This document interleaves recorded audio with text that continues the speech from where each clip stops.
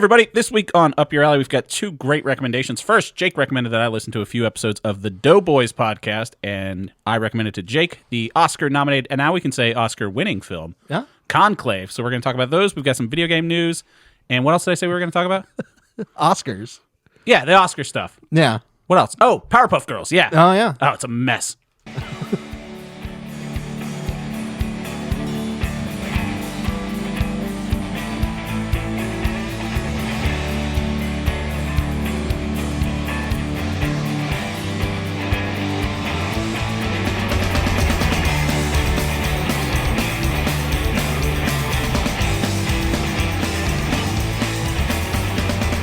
Are you trying to figure out what that is? Yeah. Okay, I'll tell you about it. Hey, everybody. Welcome to Up Your Alley. My name is Taylor Edgar, and with me, as always, is my best friend, Jake Baggett. Say hi, Jake. Hey, man, what's that? Let me finish the intro.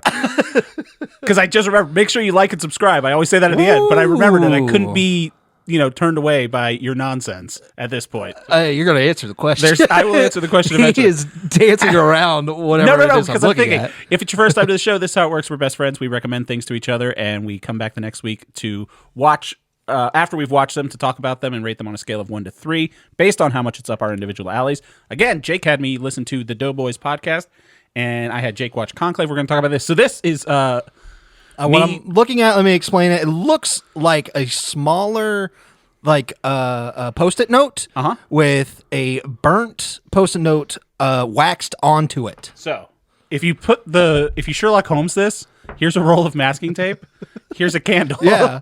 So, oh my gosh. I was fidgeting watching Conclave yesterday. And so it started with me folding over the masking tape and making like little origami shapes, like just taking it and folding it over. And that turned into me lighting a candle, which turned to me burning part of the masking tape. See, does masking tape burn really easily? Turns out it does, but then it stops itself. So it's not a pyromania thing, but some things burn better than other things. That's a pyromania thing. No. Hey, I don't want to talk about fire, but some things catch on fire so fast. Listen, I'm not aroused by fire, but have you ever noticed that some things just burn really well? I'm not burning a lot of things, but some things, when you catch them on fire, it is alarming. Definitely some things burn better than other things. So masking tape, if it's folded over into a small triangle, like I had it like unrolling and then I was folding it like a flag. Yeah. You know what I mean? Yeah, absolutely. You have a fidget thing in your hand right now. Yeah, so dude. You're talking to a fidget master here. I don't want to hear it. But if you've got like a couple folded over, we gotta go back, and he's like, "Don't talk about the fidgeting." And I'm not. I'm looking at this weird totem. This is why I don't like being recording in my basement, because you see what weirdness I get up to down here. I'll show you my weird stuff. I know it's everywhere. My thing is, I can't hide it. So, if you have a piece of masking tape that's folded over like 16 layers thick, you fold it over like 8 times, it burns really fun. You were trying to make a samurai sword out of tape. It's very smoky. Like it's a smoky burn. That is so funny. Because there's glue in it too. It's a very acrid, smoky burn. I'm going to guess. So that turned into me making a little shark fin and then pouring wax from the candle. Oh, to keep it upright. So it looks like a shark fin thing. So that's the story of that. Damn. Yeah. Man. I know. I'm excited to hear what you think about Conclave. What's weird is I have a page of notes on Conclave that I wrote out longhand. So I was like having to pause my burning experiments to write something down. He's just sitting there staring at a screen, flipping a lighter and slowly pulling tape to it. It was off the candle. I wasn't doing that. I'm not some psychopath burning things with lighters. I lit the candle and used that to burn the tape. It's a weird start to the podcast. This is wonderful. So, yes, sir. Welcome to the podcast, everybody. That's the podcast. This is it. Yeah. That's the last episode. The only thing that we do, me and Taylor, we catch up with each other for a little while. It's called What Have You Been Burning with Taylor and Jake. We're going to change it around. We have a new segment at the top of the key. What have you tried to catch on fire this time, Tay? And should I be worried? Objectively, some things are more fun to burn than other things. Absolutely. There's no sense of pyromania or anything. Talking to a guy I can stop burning things whenever I want, first of all. In my childhood, every 4th of July that we had, cops had to come every single time. Yeah. It was to the point where they're like, those things are illegal that you're doing. Yeah. And they were like, Yeah, the Commonwealth's not a big fan of fireworks. No. Yeah. With good reason. Things catch on fire. Things very catch on easily. fire a lot. And there's been more than one time when I saw a firework go into the trees and then explode. And then think, oh, and we're like, not oh, super good. No. Yeah. There's a tree not far from here that when neighborhood kid you had the top of a lacrosse stick. If you hollow it out, it's an aluminum tube. Like you take the head off of a lacrosse stick, it fits a Roman candle just perfectly. Okay. So you light a Roman candle, drop it into this is, don't do this at home. No. But it does turn it into a handheld thing that you could point at people like a really exaggerated wizard's wand. You could already hold on to Roman candles. But this is more fun because it's longer, so you could shoot it down in there. And it seems safer for some reason. I mean, explosions are still coming out of the end of it, but it seems safer. But he shot it into a tree in mid-October, and the whole tree just went up in flames. Immediately. I still think about it because I drive past that tree sometimes. I'm like, God, that thing went up so quick. Here's the birth of it. It was just tinder condensed into a little ball and shooting sparks at it. Holy cow, man. Shout out Scott. But anyway, you've been playing some video games. This is a weird buddy. turn. I don't even want to talk about video Finally games. beat Pirate Yakuza. You beat Pirate Yakuza. Did you get the platinum on it or no? No, I don't do platinum stuff. Womp womp. There's a lot of mini games to play, and I'm not good at any of them. Really? Yeah. They have they're all cool, but I don't know how to play shogi. I don't know what shogi. I don't know how to spell shogi. SHOGI. I would have guessed that. I would have maybe put an E on the end of it, but that's just me being. I don't know if that's you racist. No, that's just me spelling things in English normally. Phonetically. Yeah. But what? Phonetically. Yep. Yeah. Nailed that. Every time, my dear boy. Jesus Christ. But I don't know how to play shogi. It's like Japanese chess is how they explain it. I thought that was Go. No, that's checkers. Go is more like Othello. Okay. Where you flip stuff around. Don't know how to play it. I know the Go's really fun. general idea. Go's pretty quick. Yeah. But I'm terrible at that as well. But I'm bad at it, and I can't learn it that fast. You normally love a game built into a game. That's why you like The Witcher 3. I play them big time, but then they're like, hey, do you want to get ultra rank for the platinum? And I'm like, no. No, I do not. The only one that I did do was the baseball mini game in Yakuza Pirate. It was basically just a timing puzzle game, and I was like, this is great. It just a big wall of barrels. Some explode, some don't. The more barrels you break, the bigger your score is. Shooting a Roman candle at a tree. I played that exactly. I did that for hours. That was definitely the most fun mini game out of all. For sure. Fantastic ending again. Yeah. Yeah. Sets up for Doing a sequel great. since they put out one of those a year. Well, the thing is, they keep mentioning it that Majima, the guy you're playing, he's 60 years old. That's great. In canon, he's a 60-year-old man who's doing all these cool things. Okay. And now they're, old. And now at the end, they're talking about, the end of life, and they're like, at 60? Well, it's just I can't do the things that I could do at 40. And they're like, I can't do the things I can and do they're at like, 30. but do we want to do these adventures still? They're trying to talk about age and also what the franchise is all at one moment. Little meta narrative. I was picking up on the meta narrative, I believe, because they're also like, it's really nice to see these guys, but at what point are they doing the adventures because it's fun? And what point are they doing the adventures because they have to? Yeah. You know what I mean? And it was really cool That's fun. to see these things, to have these. There's also a point where they talk, you set up a date for some guy with a streaming girl. Oh boy. And there's a part where is this the one of the whatever ladies the girl that you were looks talking at- about last week? Huh? Some you had to find a guy like a homie girlfriend or something like the that? Minotaur girl. Minotaur, yeah. that's what it Minotaur, I was. believe it's called. Yeah. I still don't know. But I watched it. It was fantastic. That's one of the top points. These games are so weird. It's so funny. Yeah. Because the date was they're setting up for a nice sit-down dinner date. Mm-hmm. Waiter comes around. He's trying to order nice. It's like an It's Always Sunny in Philadelphia situation where he orders milk steak. Oh, almost, because he keeps saying he's yogurt. And he's like, you're saying yogurt. He's like, no, yogurt. Mm-hmm. And the girl in the back is laughing her ass off. And I was like, oh, they don't even tell her that this is a straight up comedy moment that she's going to be a part of. Yeah. So I was having a time of my life watching that stuff where silly guys setting up silly situations for these beautiful women to have to sit through and endure. Now, the previous game got nominated for Game of the Year. You think this is up there with the last game, or no?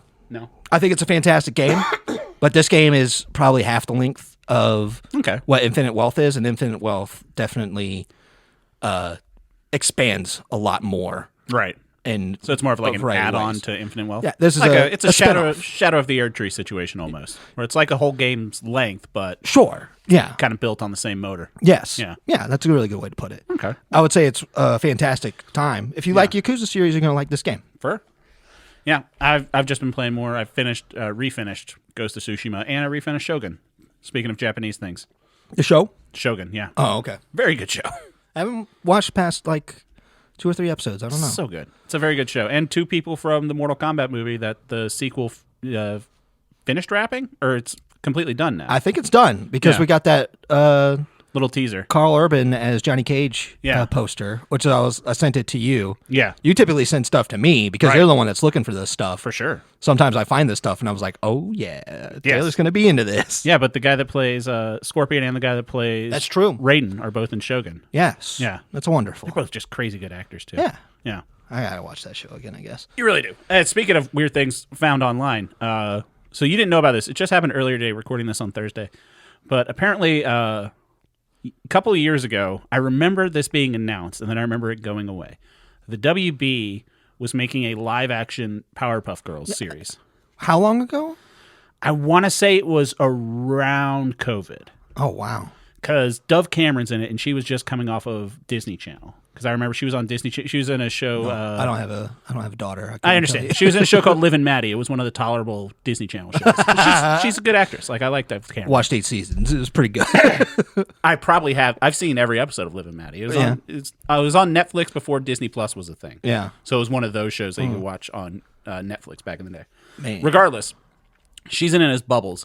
It was created by Diablo Cody, who did Juno. Yeah. Juno was the first time. I think that was her first thing. Yeah, Juno, the first major motion picture, I believe. Which she got. I think she won an Oscar for. Maybe. Well, like I best remember original the screenplay? trailers, right? And there'd be like the #1 comedy in America, and I was like, I gotta watch this movie. I'm missing out on the #1. I'm a comedy guy, and I watched it, and I was like, this is bad.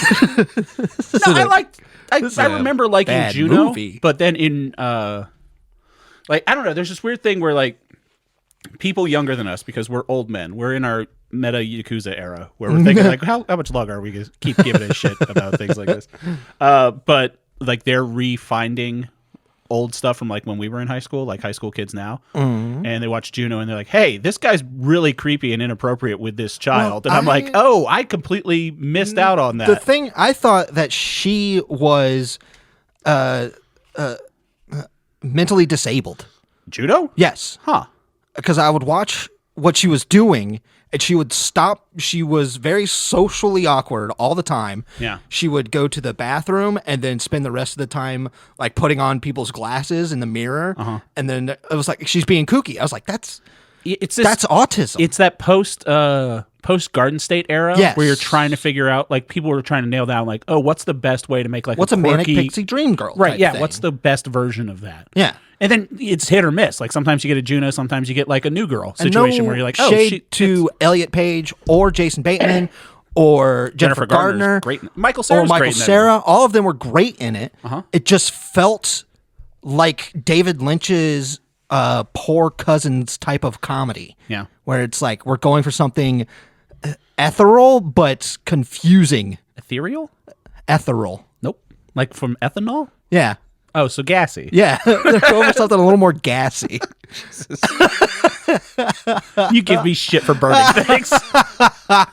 I'm happy I tried. Regardless. So to use words. This Powerpuff Girls trailer, it leaked, and then WB, it's like immediately got taken down.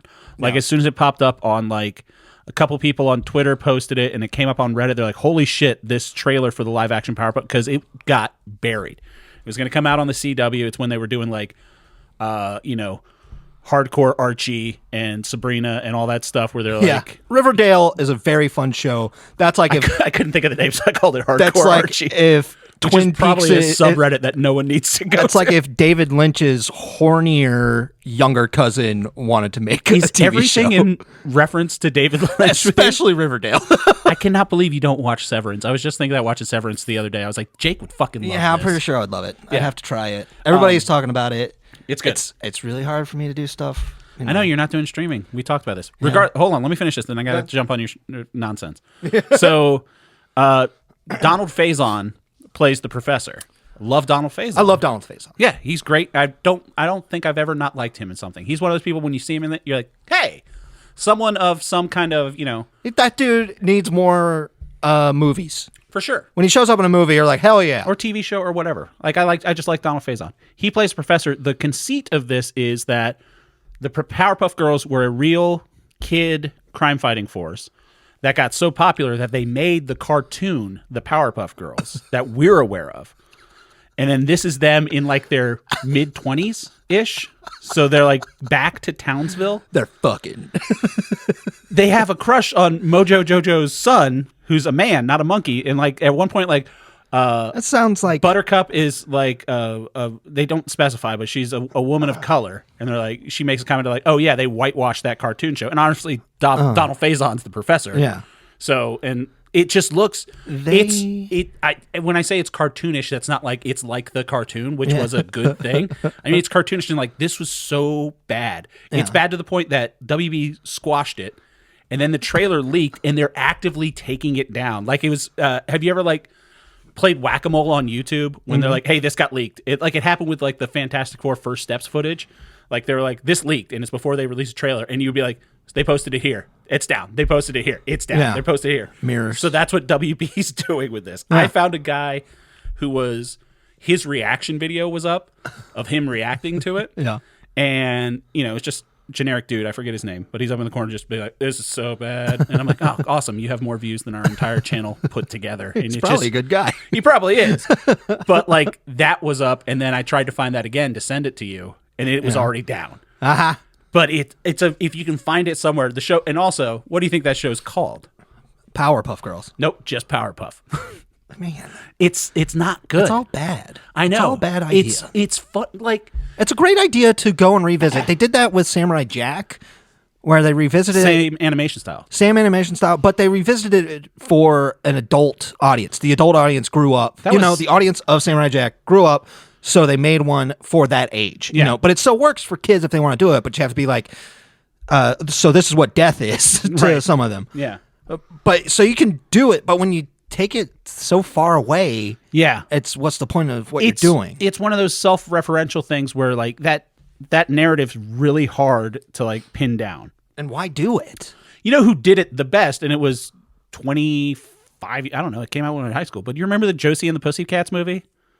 That was one of my favorite movies growing up. Amazing movie. I still listen to some of the songs on Spotify. Crazy crush on Rachel Lee Cook. I was Rosario Dawson guy. I'm a huge Rosario Dawson. And Parker Posey. It's beautiful women all about. Dime pieces. And there's Alan Cummings in this bad boy. Come on. And Seth Green. And boo. And our boy, Donald Faison. Donald Faison. Fucking full circle right there. And Breckin Meyer. He's in the band du jour too. Yeah. And I want to say. Donald Faison's in and I that think one, too. it's Kevin Farley's. No, that's Together I'm thinking of. That has Kevin Farley in it.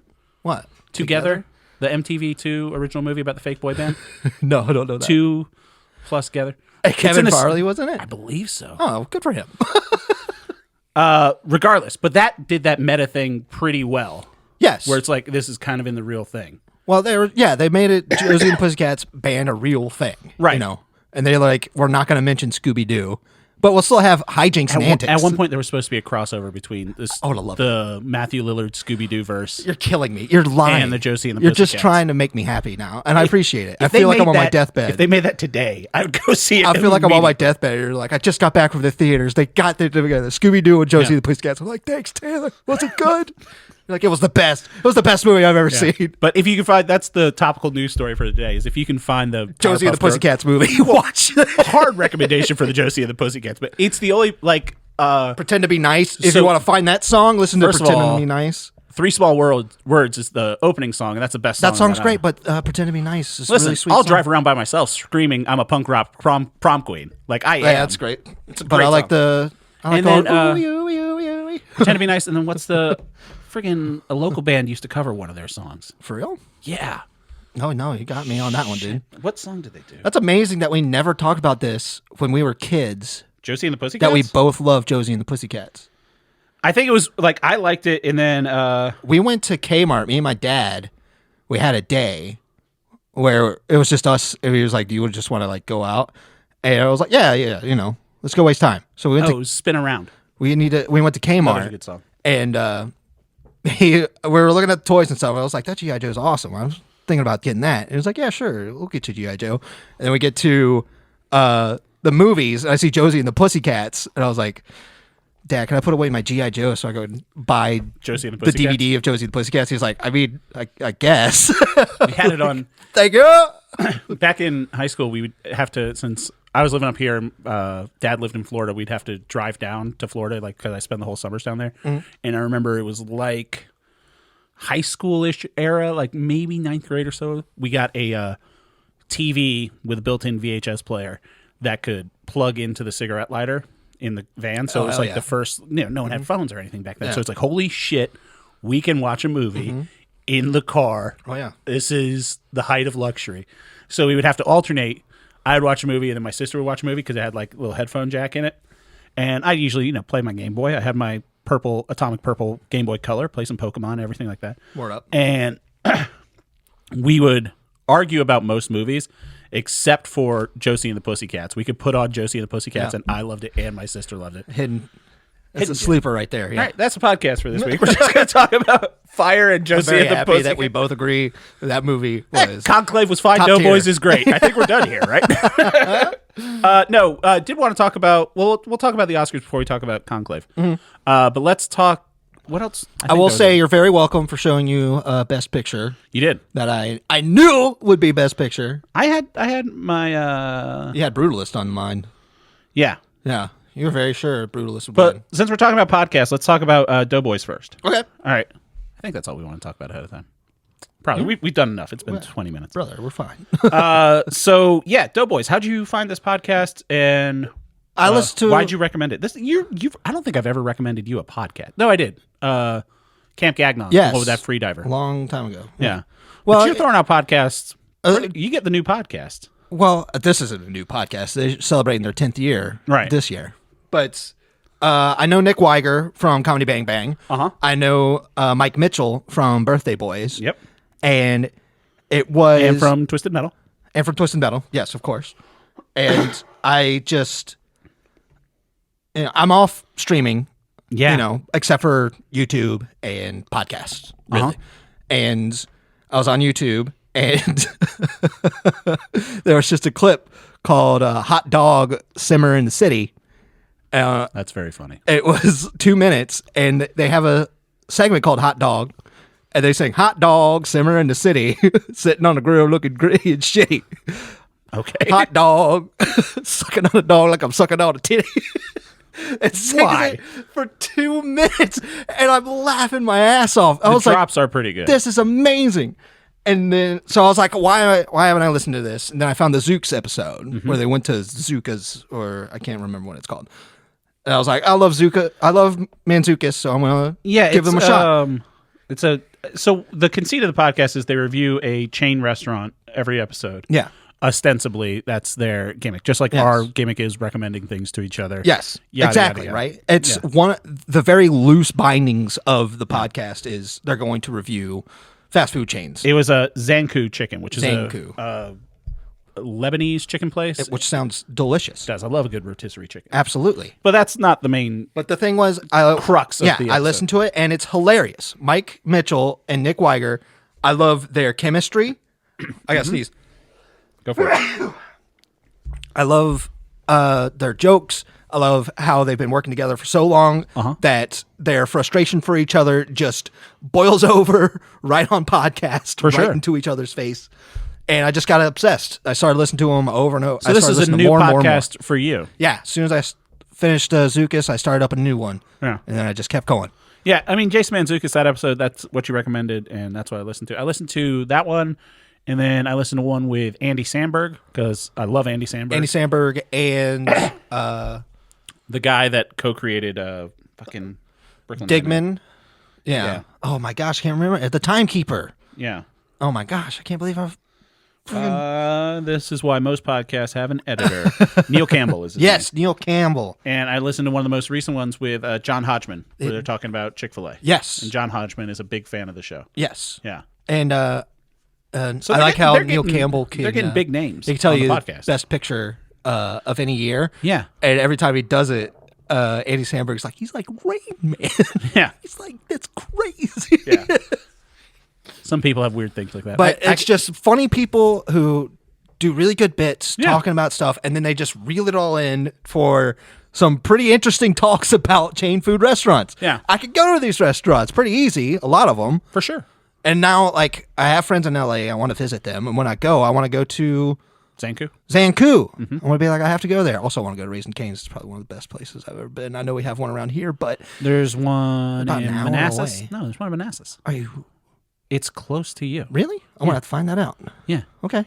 It's in like Old Town Manassas area. They had a new episode today come out, the Doughboys. They're doing the champions of Munch Madness, That's very clever. And it's... If only we had a month-long gimmick like that. it was Wendy's versus Jersey Mike's with Lauren Lapkus and another lady. I can't remember. her Yeah, name that right came up just this morning. Yep, I listened to it before I came over here. It's in my queue. They're great. Yeah, it's a good podcast. The podcast definitely gets a 3. Like, it's good background. yeah. It reminded me of it's a now defunct podcast, but it was with Joe DeRosa, who we've talked about on the show before, his band Salsa Windfall, and Sal Vulcano from the Impractical Jokers. They had a show called Taste Buds, where they would argue, like, about specific food. It was another one of those ideas, like when we were talking about starting this show, that was one of the shows that had a conceit, but they were pretty strict about the argument.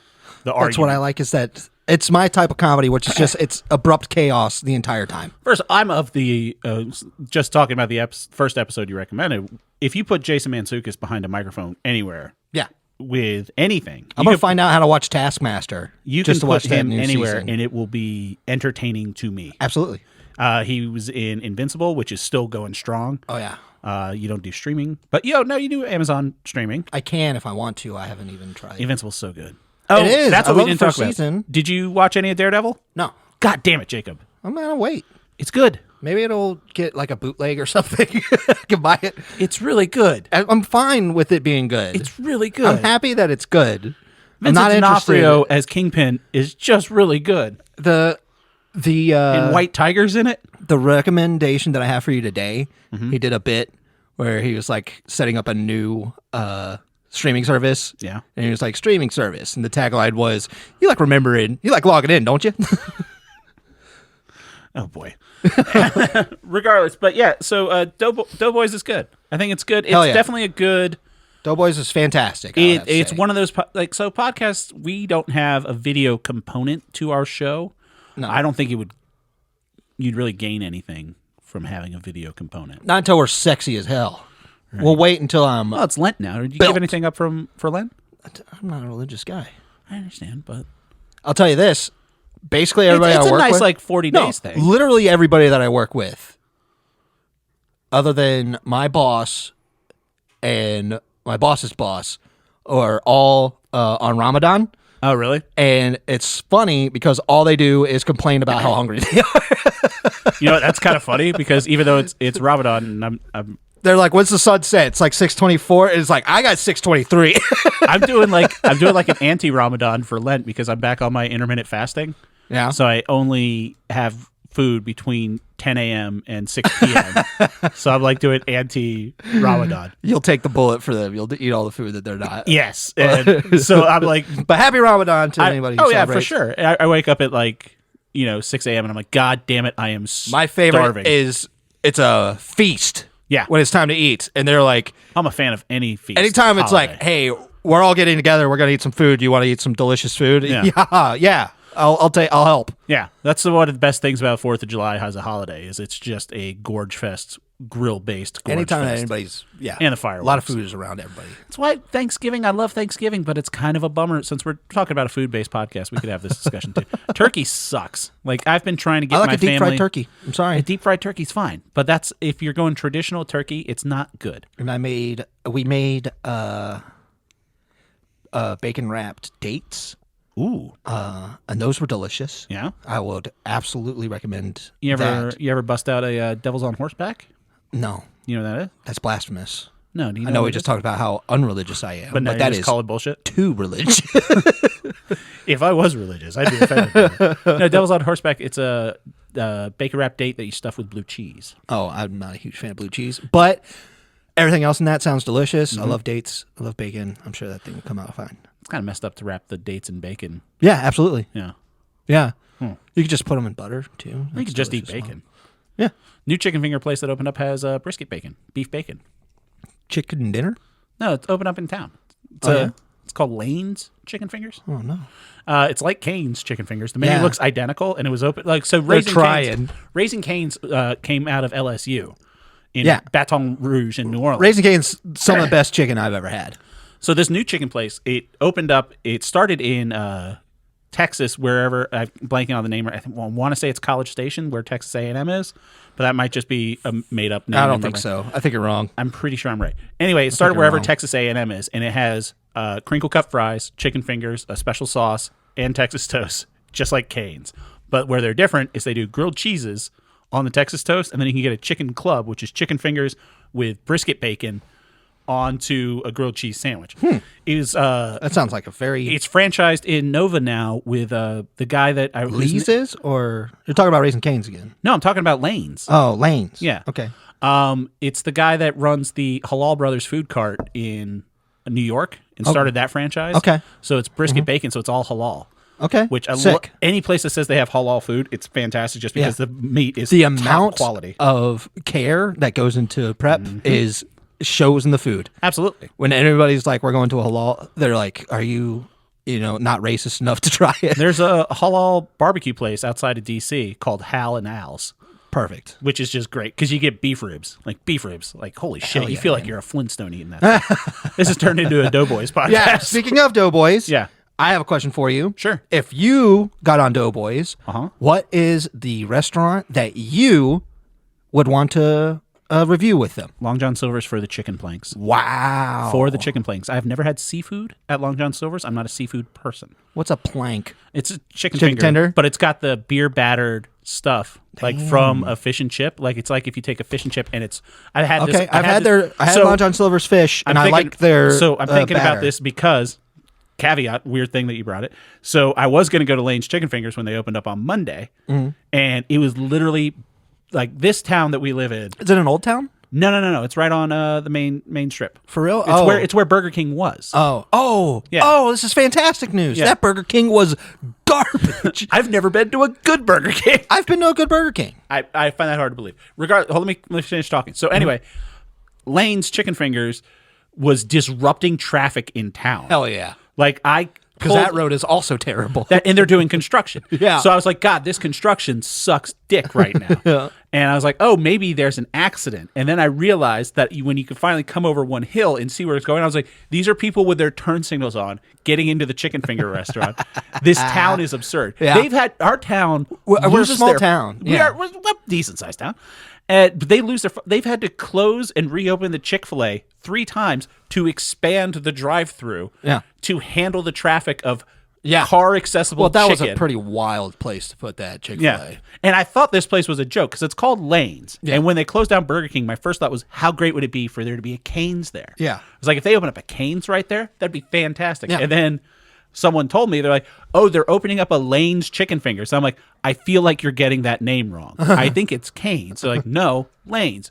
Garlic bread, crinkle fries, special sauce that's like a peppery mayonnaise and ketchup combination. They know what they're doing. Yeah. That's Cane's. So like, no, it's a completely different thing called Lane's. They know what they're doing. Haven't had it. So anyway, that traffic jam was a shithole. So I went to Long John Silver's.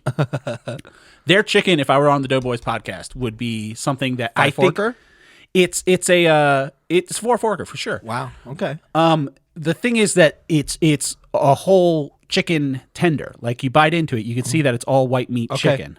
I do appreciate that. The thing is that it's hit or miss. This is a Russian. It's a coin toss with Long John Silver's chicken, and here's why. Depending on, and I know you get mad when I say this, depending on the pothead that's working there, If they fuck it up and they put it into an old fryer or a fryer that's recently had fish in it, because the chicken, I reckon in my head, working in kitchens for as long as I've had, you shouldn't put fish in the same oil. I know you shouldn't, but people fucking do, and we know that. Yeah. Especially because they're frying shrimps in there too, and if you're frying shrimps, that really needs to go into its own fryer. Yeah, we're Serve Safe certified here. Yeah. Serve Safe certified. Thank you. That's what you nail is Serve Safe certification. So anyway, they have hush puppies as well. Yeah. And the hush puppies and the chicken, that goes right in the same fryer. Yeah. That's all day. And our Long John Silver is also partially a KFC, which is why I think ours is better, because they have the fryers that are designated chicken fryers from the jump. True. If you go to a solo Long John Silver, this is way too long talking about this. I didn't know. I thought you were just going to give me a restaurant. No. That's cute. I got some Magic Mind in the mail, so I drank a Magic Mind earlier. I don't know what that is. Magic Mind, Pete Holmes recommends it. It's like a little energy drink that's got like the nootropics and stuff. I'm firing on all cylinders, Jake. Since I'm not eating in the morning, normally I'll have like a Danish, and that just puts me right back to sleep. Instead, I don't eat, and I have 2 cups of coffee, and I've been cleaning my ovens all day, so there might be some oven cleaner vapor. This show's got off the rails, and we haven't even talked about the Catholic and Church it's not yet. even me. No, it's not. I'm doing my best to steer this bad boy. Oh man, it's funny. What would you pick for your episode? You know what I would pick? One. Wawa. Wawa hoagie? Wawa. Wawa's a good hoagie. Wawa is fantastic. Surprised they haven't done that yet. They have. They've done it 5 years ago. Okay. The menu has changed since, and I would love to go over the changes. They're back and forth with each other. It's really good. It reminds me of another podcast as well, the Are You Garbage podcast. That sounds familiar. Kevin Ryan and H. Foley. They have they're 2 guys, self-confessed dirtbags from Philadelphia, which is a hilarious accent. Mm-hmm. And they have comedians on, and they ask them questions to find out if they're a garbage person yet, or if they grew up classy. Just things like, did you ever have milk with dinner? And just our generation growing up, like, did you ever, clean out a jelly jar and turn it into a cup when you were a kid? Shit like Everybody that. did. Right, but it's if you grew up rich, you didn't. So like they'll have like dirtbag comedians on, and then they'll have like really classy people on, and it's a funny podcast. It's like this: they bring in a comedian. There's a loose conceit, but it's good chemistry between the hosts. You're calling me the classy one. No, you're calling me the classy one. Yes, sure. No, these 2 are both dirtbags, but I would definitely be garbage if I went on that show. Just a matter of course. Everybody's garbage. But yeah, Doughboys, it's good. Doughboys is great. I've been listening to it constantly. Yeah, it's a good thing to put on a podcast if you're driving or something like that. Mitch's commitment to a joke fleeting halfway through a sentence sometimes is sometimes the funniest thing he's like, Wags, I was thinking I don't want to do this. I was kind of terrified as a larger man myself. He was talking about his new sleep apnea machine and his little thing in one of the episodes. I don't know which one it was. Yeah. But he was mentioning that he was like, oh yeah, when I first had it, I was having like 80 attacks a night. And it's like, what's that?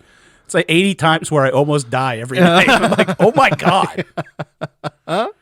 Jesus, man. And sometimes their commitment to a bit is so good. The Snow Gators bit, I don't know if you heard that one. I think so, yeah. But they're like, up north here in Canada, we got snow gators. I will say, you look at their green, they're not green. That's where people white. You can tell the host as well, or they're adaptable, because the first two episodes that I listened to with someone like Mansukis, him playing into bits is completely different than John Hodgman, who's a more buttoned up, drier comedian. Yeah, John Hodgman. Yeah, he doesn't want to play. Well, he plays, but he does. But it's a different player than Mansukis. Yeah. Like Mansukis is crazy, but it's just nice. It's a nice little podcast. So yeah, Doughboys. Yeah. I believe that it was one of the ones that was joint with like our listeners listen to that as well. Maybe. On Spotify. I don't know, but no, it's Blind Boy, and I think Doughboys was on there as well. I'm very happy with Doughboys. Yeah. All right, so that gets 3. So let's talk about the Oscars. Word up. I forget completely. I know what some of my things were. I forget who most of your predictions were. I didn't give any predictions. First of all, I was hoping Substance would win Best Picture because that would have been funny. Yeah. Because no movie like that has ever won Best Picture and probably never will. Yeah. But it's I would feel that. Oh, it was fine. And I haven't seen Substance, but just the weird horror movie. I know Get Out was like, oh, is that going to win Best Picture? Yeah. And like that's kind of the same. It was rare for almost, a movie but this like one that was to be gross. Nominated. Right. And gross is like people look away and they're like, if I have to look away from a movie, that means the movie's not good. I thought Honora was pretty gross. Kids doing ketamine and having premarital sex. I thought it was. I disapprove. I thought it was offensive. So I called Best Actor right. I said Adrian Brody. Yes. Because just completely vibes based. I thought they were going to give it to Demi Moore for Best Actress. They gave it to Mikey Madison. Yeah. You did call that. You said Mikey Madison's going to get it. I was hoping that SNL would ask Adrian Brody back. And this is how you announce that Adrian Brody is going to be back on SNL.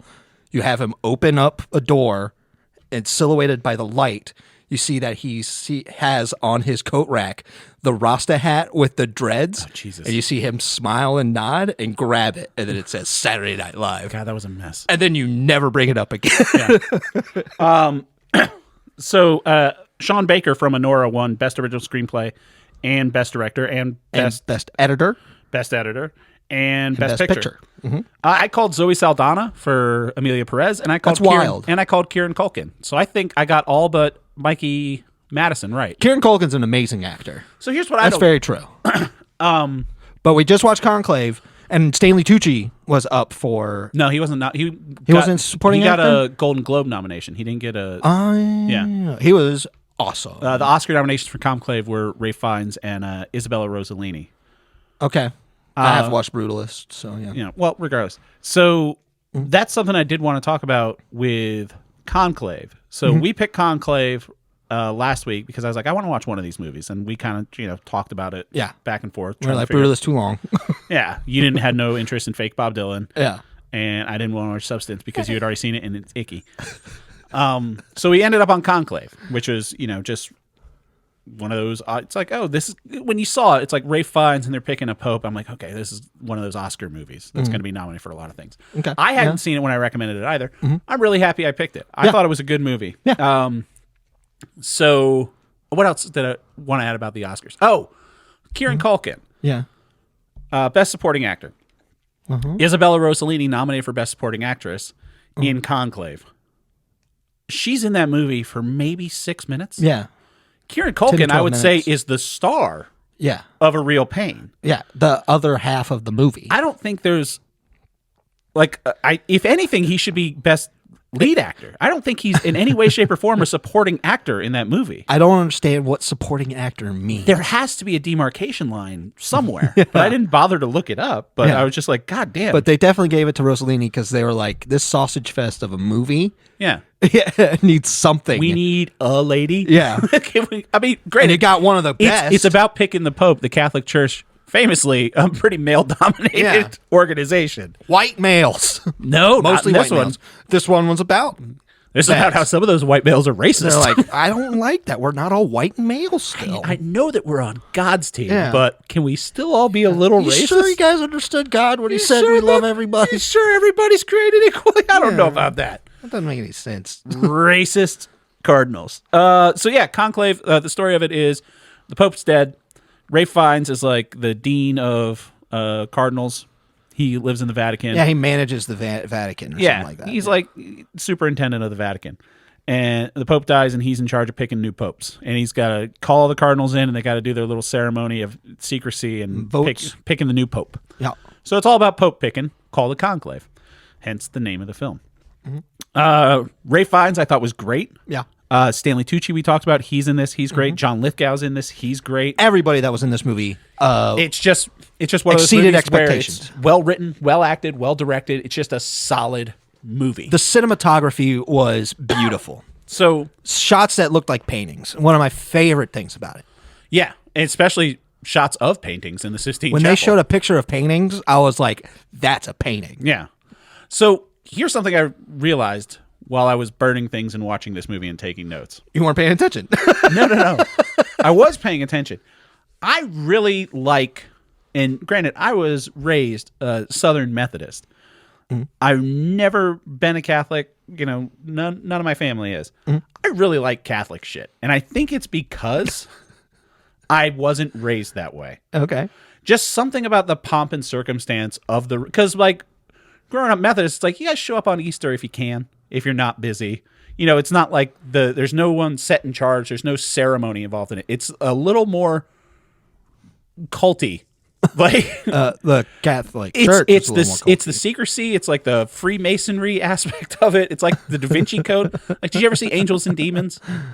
Yeah. No. That's the second one. I haven't seen that one. It's the second one. Canonically, it happens before the events of Da Vinci Code. It's kind of like Robert Langdon. To Robert Langdon. It's kind of like Temple of Doom, where it was released second as a film, but it took place first. That's why in Da Vinci Code he says, "Here we go again." That's why he did that. But in that, like, there's like he's running through Rome trying to find stuff, and I've never been to Rome, but like for some reason, like not Catholic stuff, like. Obviously, all the bad things about it, like the American thing, but like Popey stuff, for some reason, is always fascinating me. There's a place in the new Indiana Jones game where you're walking around the Vatican. I'm like, fuck yeah. Yeah. And it's like during World War II, so like there's Italian fascists there, and you're hitting them with a stick. The building is beautiful. It's something about the secrecy and the mystery of it. All that stuff I legitimately hate. Yes. Like, I hate it so much. And all the bad things that it causes everywhere. Yes, but I love this movie. Crusades and whatnot. This movie is a 3. Yeah. Definitely. The Vatican is like... This movie being like, this is the Vatican, this is the dealings of the Pope and how we deal with it. Right. This is the inner workings of it. Yeah. Guess what? It's not great. No. It doesn't help. I have that written down. These cardinals are so catty. Yeah. Like they're just a bunch of men that are just talking shit about each other behind each other's backs, which is I'm sure that's what really happens. The thing, but it's also giving a glimpse into just the workings of any power structure. Yes. As just there's terrible people, there's horrible traditionalists, there's cowards, there's crazy idealists that are not going to do it, and then there's Stanley Tucci. Yeah, and he's then there's everywhere. Stanley Tucci when he shows up, and I was like, hell yes. Love Stanley Tucci. Absolutely. That's a note I have. It just says Tucci is great. And also says John Lithgow is great as a shithead. Because he's a shithead cardinal in this. Yeah. And he's great as a shithead. Yeah. What are some... Oh, that's a note I had. The Vatican is Area 51 for Jesus. Because there's secrets, and that's where it's all based. That was just an observation I made. Because I love shit about area. I was really trying to come to the heart of... Were you on the mind stuff when you wrote that? No, I was burning tape. But that's just how I feel about it. Like, I'm obsessed with, like, Area 51 secret shit because of, like, aliens. And it's like, do aliens exist? Do they not? Kind of the same about Jesus with the Vatican. There are places you're not allowed to go. Yeah. Like the secret archives. Tom Hanks is allowed to go there. Indiana Jones broke into there. Tom Hanks isn't. Robert Langdon is. I think Tom Hanks, if he showed up. Yeah, probably. But, good point. If he just had long hair. Yeah. So, couple fun things about it. I don't want to get into it because this movie does have like some twists and turns and anything. Yeah. It's worth a watch. Watch it. The performances are stellar. Yeah. The story is captivating. I'm not a religious guy. No. Mostly I think that it brings down stories when it comes to religion. Yeah. But this one is told in such a vulnerable and honest way that it feels grounded. This is almost like if Glenn Ross was picking a pope.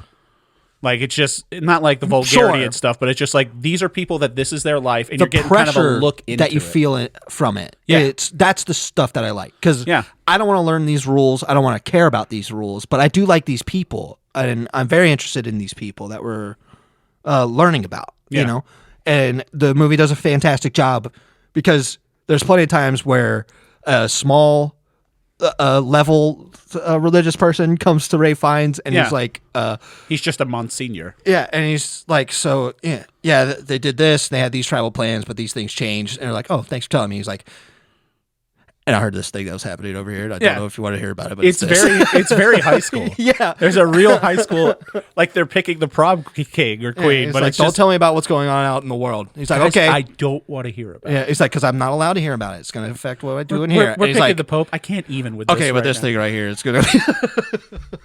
And then there was a lot of later on the plot. It's just like, oh, well, this thing's finally. So I was like, I probably should have told you this earlier, but I didn't want to tell you about it. Yeah. Yeah, but I was very happy. The ending. I'm glad we picked this one. Yeah. I feel like I wouldn't have had much to say about The Brutalist. I'm very happy with this movie. Yeah. Best Picture, I would still give it to Honora myself. I'd still give it a Dune 2. Yeah, sure. This had no sandworms. It had turtles. The sandworms. Yeah. Did you listen to the Doughboys episode of No, I told Chuck you. E. Cheese? No, I told you the episodes. Oh, okay. That one, they kept doing because they got meatballs and chicken wings at Chuck E. Cheese, and they're like, the meatballs are dry, the chicken wings were wet, and I was like, man, I would eat this meatball and be like, this is so dry. But I look back in the kitchen, and it's the sandworm from Dune working back there. And all three of them did it over and over again for like 10 minutes, dude. I love a good. I was in love. I would say that this, like, oh, it's such a dumb bit from a podcast, and it's like, no, we did about 10 minutes about the Long John Silver's chicken plank, and I can't really start casting stones here. So I was like, yeah, what restaurant would you review? And they're like, Long John Silver's. Here's why. And here's why. Chicken planks. We have to go back into Raising Cane. So this won in the Oscar for Best Adapted Screenplay. It was based on a book, so good Didn't for them. know it was based on a book. It's just like the Meg. You don't know it's based on a book until you get there. And that one didn't win Best Adapted Screenplay. Wasn't even nominated. It was snubbed. How often do you think in the book he was writing Jason Statham and then he had to hit delete? It was probably just a find and replace situation. So I did find like some IMDb details on this. That one that I thought was interesting. So I love when people are like super into their job. Mm-hmm. And something you brought up about this, the set design and the costume design and the cinematography, like this movie looks great. Yeah. The costume designer, Lizzie Crystal, who was nominated for an Oscar for this as well. One of the things is she chose a 20th or a 17th century red for what the Cardinals wear because she didn't like the red that the Cardinals wear now. And I'm like, that's such a weird thing to do because one, you're throwing shade at the official red, and then two, you can find a better red, and it's from the 1600s. So you're just like, they're red shit. I'm going to pick a better red. And I'm of the mindset, red is red. But just I hear you on that. I guess that's why you get But nominated. that detail is something that somebody else finds. Exactly. That's why you get nominated for somebody Oscars. that stood up in the theater and pointed at it. It was like, that's not that red. Right. Someone from, I thought the same thing. At one point, Ray Fiennes is talking to John Lithgow, and he says, oh, you're going to libel me? And I'm like, slander, that's not libel. It's only libel if it's written down. Like J. Jonah Jameson. It was written down. They were talking about the records. No. He said, you're going to libel him in the Lord's house because he was saying something. Oh, right, about that's slander. the Pope. You were going to libel him. Nope. But that's as, nitpicky as someone saying, like, that's the wrong red. Yeah. I'm that guy. It's more interesting that it's brought up. Yeah. What else are my notes? Mm-hmm. Oh, subtle dig at the French. We brought this up in several other movies. There's always just like a universal thing that you're allowed to make fun of the French when they're talking about all the different popes. It's like these are the Spanish-speaking popes are with the Spanish popes. The American popes are here with the British popes. The Italian popes are here. It's English speakers are with the English speakers. Right, and then it's like, and then the French. Yeah. It's just like this shrug, and even like the other cardinal was like, fucking French. Yeah. I'm like, they're just fine with it though. They don't care. I don't know enough about France. No, I don't. I just think that's funny that's universal. That they're the people. It's okay to be like it's Italian. You don't have to explain it. It's like French, and everyone's just like, gotcha. But everyone's just like, what about the French? It's like, I don't know. I think we're just, I had a French girlfriend. She told me that I'm not like any of the American stereotypes that they talk about. I really should have asked her, like, which ones? Well, her family that she was staying with were reading Sarah Palin's biography. Ooh, you know what I mean? Biography or autobiography? What do you think? It's probably a biography that's sold as an autobiography, but someone else wrote That's it. what I would think. Yeah. But like that's like her sphere that she was around when she was here, and then I would take her out to movies. I feel like that's something. probably pretty on the nose for American stereotypes. Exactly. Except for the reading part. Old people reading, that makes sense. That makes sense. Someone's got to keep those bookstores in business. Mm-hmm. All right, so Conclave, 3 from both of us. Mm-hmm. I'm glad we watched it. Absolutely. Me too. Good end to the Oscars season. That was fun. Good Oscars for them. Yeah. So, thank you, everybody. I'll tell you this about the Oscars. Oh, boy. Why was there a big James Bond dance? I don't know. Well, I know exactly why. So it's because it was sold off to Amazon, the Broccoli family? And then Bezos was like, do you think put on a little dance? Let everybody know that we still care about it. So we talked about James this Bond. Jimmy Bond last week that the Broccoli family sold the rights to James Bond to Amazon. Do you think that there was always this push by the Academy Awards to be like, hey, can we do a James Bond dance? Like, we've had this plan for years. And then the Broccolis were always just like, guys, no. But they did one recently. Did they? Yeah. A different James Bond? They had a tribute to James Bond for an anniversary. It must have been like the 50th anniversary or something. Something like that, yeah. Well, it's 75th anniversary, maybe? No, it came out in the 60s. Sean Connery, the first Dr. No, was in the 60s. So. Maybe it's 60th anniversary. I don't fucking know. But they had a tribute, and then they're like, and now let's have another little mini dance. So I had this issue. I was trying to watch it live, and I thought it was just me having the issue with Hulu because they were streaming on Hulu. No, you don't have this problem because you don't stream things. Everybody was complaining about it. Go on Twitter. Everyone's losing their fucking mind. Here's what I don't get. Hulu is owned by Disney. It's the biggest night in entertainment. That's what it's billed as. It's entertainment's, Super Bowl. The Super Bowl was on Tubi. Yeah. I streamed that HD, no problem. No complaints about Tubi from anyone. Yep. Disney fucks up the Oscars, but Tubi nails the Super Bowl. Yeah. I'm like, someone's got to get fired for that, right? I mean, I'm sure what they're looking at is like the amount of complaints, and they're like, there's only like a 17% complaint back. Right. We got to give this guy like $500 million bonus. That's pretty good, considering he saved us $1.2 billion on servers that we didn't have to rent out for this. Exactly. Yeah. Yeah. Gotta love it. Yeah, that's the thing. They're like, hey, we only pissed off 1 out of 5 people. Yeah, that's pretty good. Yeah, I mean that's better. That's what I would say. That's better than Disney did with Star Wars. They pissed off 1 out of every 1 person. That'd be great. I don't know. Andor is starting to sound more and more interesting to me. Really? Yes. Have you seen any of the new trailers? Yes. Yeah. And they're selling it, and they're selling it well. You're not doing streaming anymore. Well, the Andor season 1 is on DVD. Oh. All right. Well, thank you everybody for watching this or listening to the show. If you want to get in touch with us, you can upyouralleypod@gmail.com. I have something real. Oh no, you give me your recommendation first. Let's find out what we're going to talk about next week. All right. The dog's ready to go. He can tell us when we're wrapping up the show. He gets up from his bed. He's like, all right, my big boy, we're almost done here. That's why he sleeps down here when I'm playing video games, and when I put my PlayStation into sleep mode, it makes that blue blue. He gets up. He's like, all right, we're done. He gets up and starts stretching. People would like a video of it just to see Duck. Just the dog camera? Yeah. He's a good boy. He's such a good boy. It's so windy outside. Pretty. I know. He's such a good guy. He's a handsome man. Anyway. Speaking of handsome man, you didn't watch any of Shoresy either? No, not yet. God damn it, dude. I know, buddy. Got to get on it. We have to make some sacrifice. Got to get on it. I'll give you my Disney Plus login. That'll happen. But. So what do you got for me? I'm off my streamings. I know you're off your streamings. I was talking about this at a birthday party that I went to, right? That I'm done streaming. Everybody also, of course, agrees with me because I'm very smart and I have great opinions, and they are all in the same idea that streaming sucks. So we talked about what do we do now? And my thing was I like YouTube a lot, especially when it comes to stuff that feels like PBS style. Where it feels very one man, like a Nova show, working hard. Yeah, you've done Defunct Land, you've done Folding Ideas. You've been pretty much on the nose for all of these. I think. Well, I got this as a recommendation from a friend. Oh boy! And I think it's top tier with these people. Hit me. His name is Pat Finnerty. Pat Finnerty. His show is called "What Makes This Song Stink." Okay. And. Watch however many you want. There's 8 full, real episodes, 9 maybe. Okay. But I want you to watch the 3rd episode, which is about Weezer's Beverly Hills.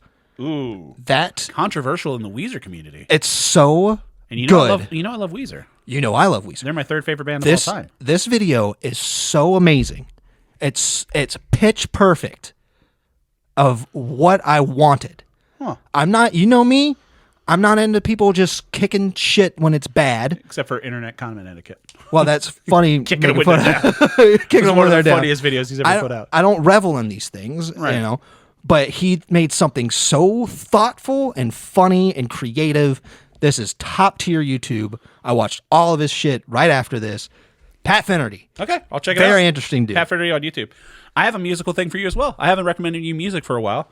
So there's a band that popped up when they had a single out in 2013, it popped up on my Spotify just shuffle. Had a great band name, so I was immediately hooked. They had one song called "Hams on a Glass," and it was just a single. And I was like, when are they going to put out a full record? And their full record came out a couple weeks ago. The band is called Winona Fighter. Winona Fighter, juggernaut of a band name. I love it. The album is called "My Apologies to the Chef." Wow. They are on Spotify. Just listen to that album, Winona Fighter, Apologies to the Chef. But that's not all I have for you. Because I don't know if you've... double rec? No, not. I want to be specific. This is not a rec. Okay. It's weird that it's come up this way. Because I know you said, and I think you've mentioned this on the podcast, you're off streaming. Yeah. So this is a no pressure rec because you're off streaming. I'm off streaming. I don't want to stream no more. So, oh no, stuff's falling. Andor season 1 on Blu-ray. Goodness, we did not plan this. We did not plan this. I thought I was going to spoil it when you said, "Oh, it's on DVD." Wow. That's amazing. That's us, me and you on the same level. I've had a back and forth conversation with a listener who is I know personally. Just how the fuck are we going to get Jake to watch Andor? And I'm like, I can't just have him start watching it as a recommendation because there's been certain things that I thought you would like, and you start watching it as a recommendation, and it's not a push. And then I was like, do I put episodes 6, 7, and 8, I want to say, or maybe it's 7, 8, and 9 are kind of their own little arc, and I think that's the best part of the show. Okay. So I was like, could I do that? And so I rewatched those, and I'm like, could he just watch these? Kind of like I did You need to watch The Bear by watching Forks, and then kind of back-ended it. Right. And I was like, these episodes, I think I like them so much because there was the build-up to it. Yes. And I was like, all right, I can't just make them watch the whole season. So I just want you at your leisure. Yes, sir. At your leisure. I appreciate that. You have a month until new Andor comes out. Yeah. And which new I will Andor not be watching also because it'll comes be out, streaming. and you will not be watching either because it's in April. Yeah. And we all know all Affleck April's it's coming all up. Affleck April. Very exciting. It's all Ben Affleck. So I'm like, okay, we can't. I was like, we might do like an all Andor April, but no, we can't do that. We can't switch it. But so I just want you to have that. It's a no pressure. This is great. No pressure. This is wonderful. But I just want it to be. No, this is serendipity. I want to just put it. Fate. I want to put it on wax. That Jake has, even though he said he doesn't do streaming, he has a copy of Andor. He has all the tools until he comes back next week. He's like, so I threw my Blu-ray player in the trash because I didn't want to do that anymore. I dropped it in the toilet. So dang it. That is Andor season 1. That's so great. You're welcome. I'm so happy, man. Thank you so much. Yeah, definitely do that. That's crazy because it was just today that I was getting all this Andor stuff from friends. And I was like, this is sounding If we had a video so component good. of this, you could have seen my smile when Jake said, oh, I kind of want to watch Andor. You could see the legitimate surprise in my face. The Blu-ray's right here. That is so cool. Because I was like, I'm going to borrow a DVD from somebody. And I offered to give you my Disney Plus password. Not that password sharing is a good thing. So you can watch Daredevil, which you should also do. I will. They should put it out on a season. I will happily buy it. I'm sure they will afterwards. If they put it out on a season, I'll happily buy it. All right. So, Jake's going to listen to My Apologies to the Chef by Winona Fighter. I'm going to check out Pat Finnerty, especially his Weezer video on YouTube. Yes. Jake might have some ideas about Andor. We might be playing, we just found out Split Fiction's out today. Yes, that's true. I've never played any of their games. Oh, yes. It Takes Two is an incredible game. One game of the year. Yes, deservedly. Everyone's already popping off that this is better than that game. That's what I hear from the reviews. Which is, I just thought it was the demo that was out.